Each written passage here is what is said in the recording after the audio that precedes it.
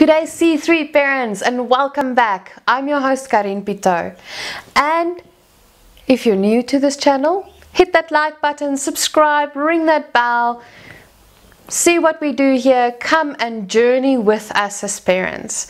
Today we are doing the second installment on parenting tantrums. Now in the last installment, I will link the video up here later at the end of the video. We actually spoke about what the physiological aspects is of negative emotions and why we get tantrums and what happens to our bodies when we tantrum. So when we talk about tantrum, we first need to we actually need to parent the parent first. We as parents lose control over our emotions. And sometimes we lose it in such a way that it can be damaging to our children and damaging to ourselves, whether it's social embarrassment, whether it's hurting other people, whether it's hurting ourselves. Because we have a very uncomfortable relationship with negative emotions. Besides on how it makes our bodies feel, a lot of us have not been taught how to be comfortable with negative emotions. And I was one of them. And every now and again, I still struggle. We're in this together. So my challenge to you as the parent is, when we're talking about parenting the parent, when we're talking about our own tantrums, try to keep a check on your own emotions. But because we are scared of our negative emotions, or not really comfortable with our negative emotions, there's a very, very beautiful trick called the 90-second rule. Now, it's not 90 seconds and then you need to get over it, but it's 90 seconds to spend time and acknowledge it. Acknowledge that, you know what, I am feeling angry now. Because the more we try to suppress emotions and the more we try to make it not exist, the more control it will get over us, and the easier it is for us to lose control over our emotional cart called emotional regulation. So what we do is, when we have a negative emotion, we allow ourselves to wallow in it for 90 seconds. Stand there and say, you know what, I'm going to feel angry now, and I'm going to allow myself to be angry now for 90 seconds. And for that 90 seconds, I'm going to breathe, I'm going to acknowledge it, I'm going to give it space to be, space to exist. After that 90 seconds, then I can do breathing exercises by slowly breathing in through the nose and out through the mouth. Remember, the nose is usually about a second or two shorter than out through the mouth, about a second or two longer. For instance, and out. And what happens is, you're obviously creating more space for oxygen and calming your body down and telling your body physiologically here in the brain, okay, there is no crisis, we can handle this. It is okay that you're angry, it is okay that you're feeling what you're feeling, but you're not going to allow this emotion to take over and just go bundu bashing. You want it to stay on the road, but if I ignore it, it's going to try to get attention and throw a tantrum itself and steer you into a direction of a tantrum, a moment where you lose control over the situation. So check in with yourself and allow yourself to experience that emotion, give it a name, acknowledge it, and then release it. Because the moment we are capable of releasing it, that's the moment that we have emotional regulation and control. But you don't have to be in control at all times. You're allowed to go rage. You're allowed to go scream in a pillow. You're allowed to go box at a boxing, a boxing bag.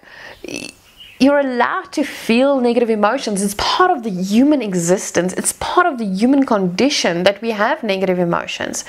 But we're so trained to be afraid of it that we don't know what to do with it when it is there. So how do I parent this? How do I teach my child that negative emotions is not the end of the world? We're not going to die. They're okay. You're okay, without minimizing their emotions and without teaching them bad crutches on how to deal with negative emotions.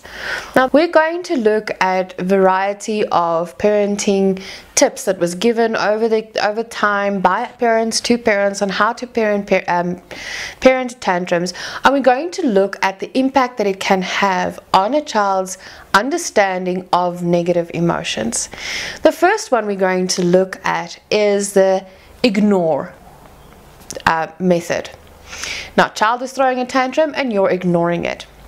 But from what we know of what a tantrum is, that loss of emotional regulation, it means that our child is in crisis center and looking to us as the parents to be in control of the situation, to understand and to protect them.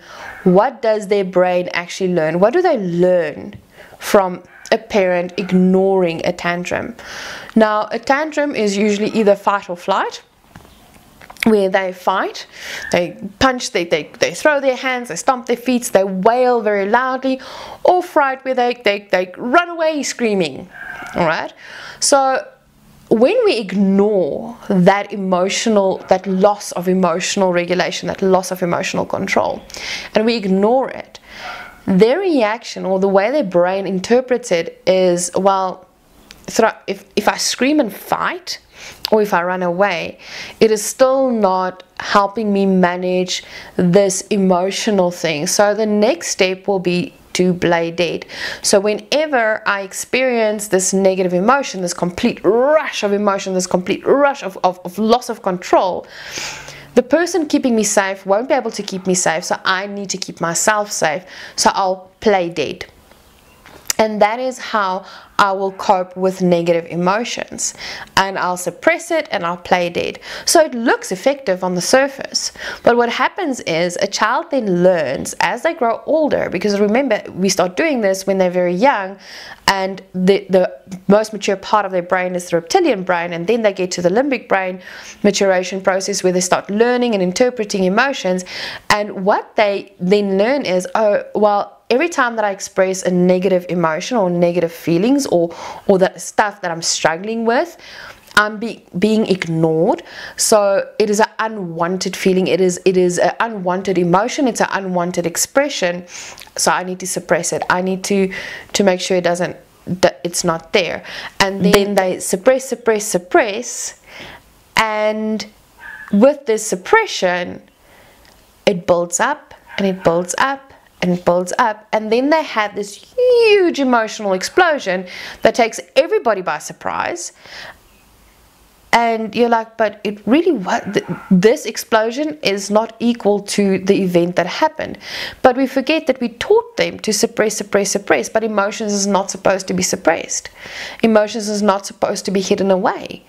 So we are setting them up for an adulthood of explosions instead of emotional regulation. The second one that we often see recommended is throw a tantrum next to the kids. Right. So besides that, you are looking quite silly as an adult. Children at that age don't really have the oh no shame kind of thing that teenagers do, that we even have as adults. We are not that self-aware. But what happens, the reason kids stop throwing a tantrum in public if you react that way, is not because you shamed them in quiet or you showed them how ridiculous it is. Once again, they are throwing a tantrum because that is how they react to their crisis center. So they're in crisis, they feel overwhelmed, they cannot handle the situation, they cannot handle the emotions, they're really struggling at this point in time. And then the person that's supposed to be able to handle this and help them through this mimics what they do when they can't handle this. So basically their brain interprets it, well, they're doing what I'm doing, so the adult has checked out. The adult also can't handle this, so this is something to be afraid of. So what do? They suppress, and we have huge explosions, and they feel uncomfortable, and they feel they feel scared, and it actually creates a fear. And once again, it creates a fear of, how do I deal with this? I'm not learning anything from this. The only thing that I'm learning from this is this negative emotion, this thing that I feel my body, this out of control sense of feeling is something to be afraid of. Because even adults can't handle it. Adults are afraid of it. So this is something that is really unwanted.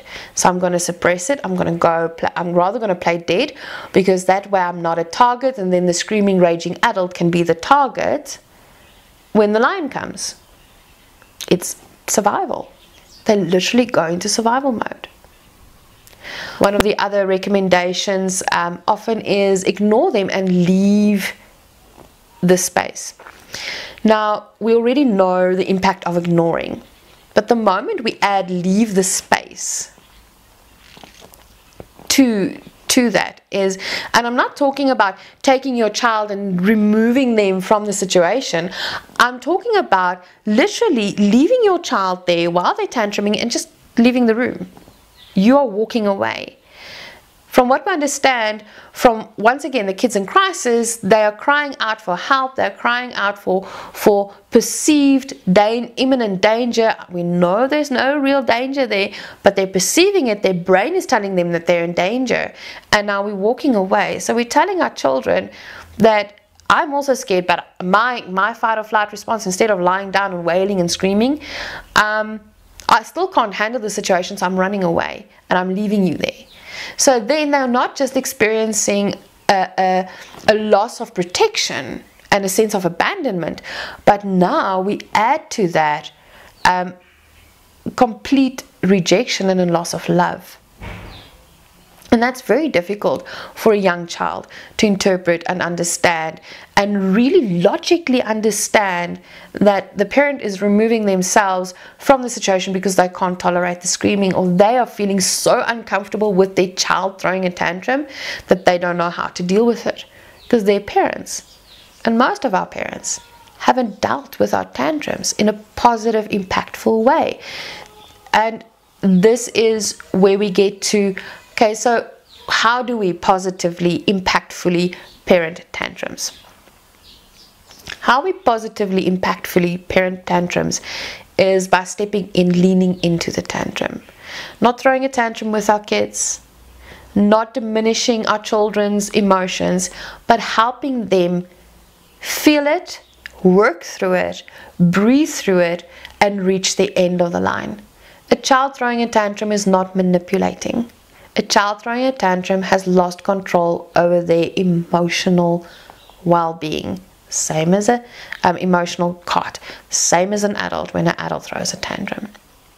You don't have to move the rules. You don't have to break the rules. You don't have to move the boundaries when your child is throwing a tantrum. But you have to stay present and lean into it. By acknowledging, first of all, giving them words. Say, for instance, your kid is throwing a tantrum because they wanted a sweet in the shop. They're expressing their anger and they don't know how yet. So now they're crying and they're wailing because that's the only thing that they know. Step in and say, I can hear you're disappointed. You're telling me you're disappointed for not getting the sweet. So you're naming the emotion. Then the next step is, it is okay for you to be disappointed. I know it's uncomfortable, but I'm not scared. So now you are taking control and showing them that the negative emotion is nothing to be scared of. I'm here to comfort you. I'm here for you, to protect you while you're going through this perceived threat, so that you can get to the other side, so you can see that it is okay to be disappointment. Disappointment's not going to kill you. Disappointment is not the lion hiding behind the bush to eat you. Without at any point in time telling your child that they're being unfair by wailing, they're being ungrateful by wailing, they're being bratty by wailing. They're not. They're telling you with as little emotional regulation that they're capable of, that they're upset, that they're not happy, that they are disappointed. They're expressing their negative emotions. And once they've finished crying, you can hug and you can carry on. A lot of people, and there's a school of belief that the moment we step into tantrums that way, that we're going to extend the tantrum, that we are teaching our children to manipulate, that we are making our kids naughty, but we're not. Because here's the thing. The more we step into the tantrum and teaching them how to deal with that negative emotions, the more we step into it and talk them through it and explain to them what's going on with their bodies, what you can sense, what you can feel with them, you are giving them the tools to drive the emotional regulation cart. You are checking the oil, you're checking the petrol, you're blowing up the tires, you are or filling the tires with air. You are helping them do the emotional cart checks so that they can get back on the road. And once they're through it, you will actually start seeing that they will actually work through a tantrum faster. It's the same with any skill that we learn. The first couple of times that you learn a new skill, it feels like you're taking forever to complete the task. And the more you do the task, the easier it becomes to work through the task and get back on track. And the same with our negative emotions and tantrums. So the more we step into the tantrum and lean into it, the easier it becomes for our children to work through their negative emotions. Allow that 90-second space and not be afraid of it, not feel uncomfortable, and not feel uncomfortable when other people expressing their negative emotions. And that is where we're going to end today. We love hearing from you. So comment down below, hit that like button if you like what we're doing, ring that bell, hit subscribe, join us on future conversations, and let us know how this video has changed your life on your parenting journey. Have a beautiful day.